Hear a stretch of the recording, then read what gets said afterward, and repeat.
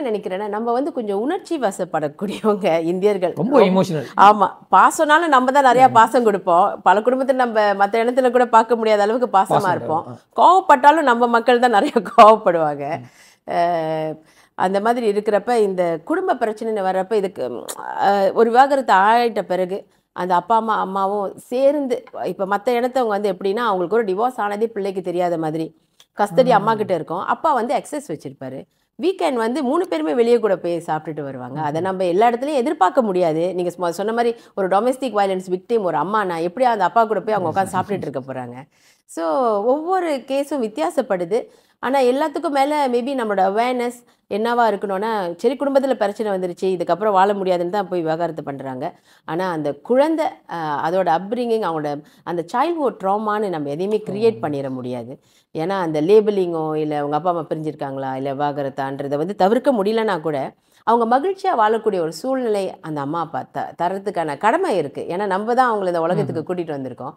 அதனால் த பெஸ்ட்டை அவங்களுக்கு நம்ம செஞ்சு தான் ஆகணும். அதனால் அந்த ஈகோ இஷ்யூஸ் இல்லாமல் உன் பிள்ளையா என் பிள்ளையா நீ எப்படி வச்சுருக்க, நிறைய fight இருந்திருக்குங்க.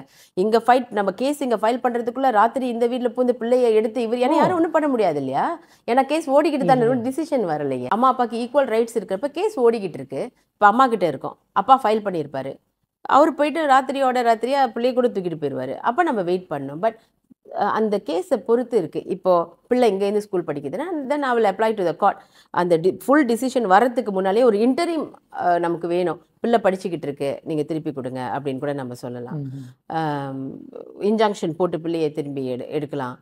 Most of the time என்னென்னா நான் சொன்னது மாதிரி நான் அம்மாவுக்கும் ஆக்ட் பண்ணியிருக்கிறேன், அப்பாவுக்கும் ஆக்ட் பண்ணியிருக்கேன். அதனால் நான் அம்மாவுக்காக சப்போர்ட் பண்ணல. ஆனால் என்னென்னா அப்பாங்க வந்து கொஞ்சம் என்ன சொல்கிறது, கொஞ்சம் ஸ்ட்ராங்கான பீப்புள்னால அவங்ககிட்ட கொஞ்சம் பவர் இருக்கும். அவங்கள வெளியே அனுப்பிட்டு கதவு சாத்தி பிள்ளைங்க அவங்களால வச்சுக்க முடியுது. ஸோ அங்கே வந்து அந்த லேடியால் ஃபைட் பண்ண முடியாது. So we have to go to court. ஆனால் அதுக்காக ஒரு கேஸில் வந்து அப்பா வந்து ஜெயிலுக்கு போயிட்டு வந்துட்டார். ஒரு 3 வருஷம் இருந்துட்டு வந்தார்.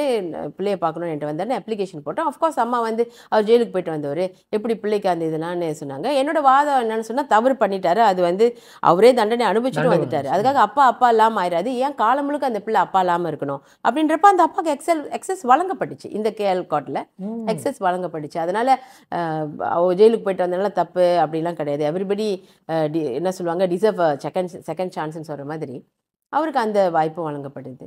So I always see family issues வந்து ஒரு ஆக்சிடென்ட் மாதிரி. நம்ம வந்து ஆக்சிடென்ட் வேணும்னு நினைக்க மாட்டோம். ஆனால் ஒரு ஆக்சிடென்ட் ஆயிடுச்சு, அந்த காலை வெட்டினா தான் உயிர் வாழ்வாங்க அப்படின்னு சொன்னால் காலை வெட்டிடுற மாதிரி தான் இந்த விவாகரத்து. இல்லைனா விவாகரத்து பண்ணாதான் இல்லை பிரிஞ்சிருந்தால் தான் வாழ்க்கை சரியாக இருக்குன்னு நினைக்கிறதுக்கு அவங்களுக்கு உரிமை இருக்குது. ஆனால் குழந்தைகள்னு வர்றப்ப நம்ம கொஞ்சம் உணர்ச்சி வசப்படாமல் அவங்களோட அப்ரிங்கிங் இப்போலேருந்து 20 வருஷம் கழிச்சு அவங்க என்னவா இருப்பாங்க, என்ன மைண்ட் செட்டில் இருப்பாங்க, ஏன்னா எதை பார்க்குறாங்களோ அதை பார்த்து தான் குழந்தைகள் வளருவாங்க. ஸோ இந்த பெஸ்ட்டு கொடுக்கறது பேரண்ட்ஸோட பொறுப்பு. நல்ல ஒரு அபிப்பிராயம், நல்ல ஒரு கருத்து தான். ஏன்னா நம்ம சொசைட்டிக்குள்ளே வந்து இது தராசு போட்டு பார்க்கும்போதே எல்லார் சைட்லேயும் ஒரு நியாயம் இருக்கும். தனிப்பட்ட நியாயம், தனிப்பட்ட கருத்து, ஓகே. பட் குழந்தைங்கள்னு வைக்கும்போது அது எந்த இடத்துல நியாயம், அவங்களுக்கு என்ன கொடுக்கணும். சைல்ட் ட்ராமாலாம் வந்து ரொம்ப ரொம்ப பெரிய விஷயம்.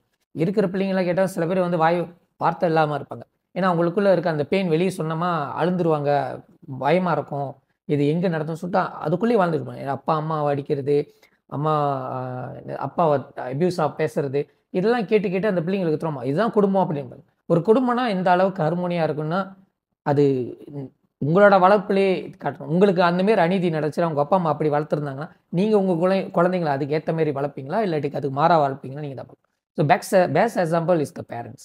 ஸோ அந்த பிள்ளையை வளர்க்குறது தான் மெயின் நோக்கமாக இருக்கும். ஸோ அதுக்குண்டான வேலைகளை செஞ்சால் மட்டும்தான் இங்கே இருக்கிற சொசைட்டியில் அப்ரிங்கிங் வரும்போது அவங்க ஒரு தவறான கருத்துலையும் தவறான கூற்றுலையும் இருக்குது. ஸோ எப்போதும் நம்ம இந்துசம்குள்ளே இருக்கிற இந்த நல்ல நெறிக்குள்ளே இருந்துட்டீங்க, நிறைய பண்புக்குள்ளே இருந்தீங்கன்னா கண்டிப்பாக இந்த டொமேஸ்டிவன் பெண்கள் எப்படி மதிக்கிறது நம்மளோட சமுதாயம் தான் வந்து பெருசாக எடுத்து காட்டிச்சு. ஆனால் இப்போ நம்ம தான் வந்து பெண்களை துன்புறுத்துறதும் பெண்களை வக்கரமாக பார்க்குறதும் அதை வக்கரமாக நடத்துறது நம்ம தான் நம்ம வானில் இருக்கோம். நம்ம தான் அது வந்து கொண்டாடிக்கிட்டு இருக்கோம். அது வந்து ரொம்ப ஹாப்பினஸ்ஸாக இருக்குது. அது எப்படின்னா ஊராங்கதையை கேட்குறதுல வந்து ரொம்ப ஹாப்பியாக இருக்குல்ல. அது நம்ம வீட்டில் நடக்கும்போது அந்த மாதிரிலாம் இருக்காது, என் குடும்பம் தரமான குடும்பம் சொல்கிற லேபிள். பட் உங்கள் வீட்லேயும் அதுதான் நடந்துகிட்டு இருக்கும். So don't encourage this topic. அதே நேரத்தில் உங்கள் வீட்டு சுற்றி இருக்க சரௌண்டிங்ஸ் பாருங்கள். அவங்க வீட்டில் நடக்கிற விஷயங்கள் வந்து கண்டிப்பாக இம்பேக்டாக தான் இருக்கும். ஆனால் அது வந்து வைலன்ஸாக போணுச்சுன்னா நீங்கள் நேபராக இருந்து அதுக்கு ரியாக்ஷன் கொடுக்கலன்னா கண்டிப்பாக உங்கள் வீட்டில் நடக்கும்போது கூட யாரும் ரியாக்ஷன் கொடுக்க மாட்டாங்க. ஸோ எதுவாக இருந்தாலும் இந்த சொசைட்டிக்குள்ளே ஒரு குழந்தை வளருதுன்னா அது பெண் பிள்ளையாக இருந்தாலும் சரி, ஆண் பிள்ளையாக இருந்தாலும் சரி, அதோட வளர்ச்சியில் சமுதாயத்துக்கும் பங்கு இருக்குது, அந்த அப்பா அம்மாவுக்கு முழு பங்கும் இருக்குது. ஸோ இந்த வேலையில் நம்ம குணவலர் அவங்களுக்கு வந்து நன்றியை தெரிவிச்சுக்கிறேன். Thank you for your time. கண்டிப்பாக இது போன்ற கேஸ்கள் வந்து இன்னமும் தொடரக்கூடாது தான் என்னோட அபிப்பிராயமும். இந்த மெழுகு பொம்மை மூலமாக மேடம் லோசி அவங்களோட கதையும் அவங்க நடந்த துன்பமும் அதே நேரத்தில் இந்த கேஸ் நடந்த முடிவும் தெளிவுபடுத்துறதுக்கு நான் கடமைப்பட்டிருக்கேன். இந்த வேலையில் எல்லாருக்கும் நன்றி. இந்த வீடியோஸ் பார்த்தவங்களுக்கும் அதே நேரத்தில் இதை ஷேர் பண்ணவங்களுக்கும் நன்றி தெரிவிச்சுக்கேன். நன்றி, வணக்கம்.